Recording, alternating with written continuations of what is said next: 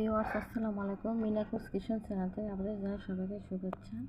বাচ্চাদের টিফিনের জন্য আপনার নাস্তা হিসেবে ডোনাট বানিয়ে দিতে পারেন। এই জন্য আজকে আমি ডোনাট তৈরি করলাম। ঝটপট বাচ্চাদের টিফিনের জন্য ডোনাট বানানো যায়, খুবই সহজ। এখন এই ডোনাটগুলো আমি ভেজে নেব। গ্যাস চুলাতে আমি একটা ফ্রাই প্যান বসিয়ে দিয়েছি। ডোনাটগুলো ভেজে নেব। এখন দিয়ে দিচ্ছি পরিমাণ মতো তেল, সয়াবিন তেল। তেলটা আমার গরম হয়ে গেছে। এখন আমি একটা ডোনাট দিয়ে দিয়েছি ভাজার জন্য। ভেজে নিব। একটা তেল দিয়ে দিচ্ছি উপরে। ডোনাট আমার ভাজা হয়ে গেছে।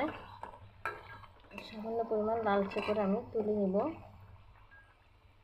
এটা ভাজা হয়ে গেছে। সবগুলি ডোনাট আমি ভেজে নিচ্ছি।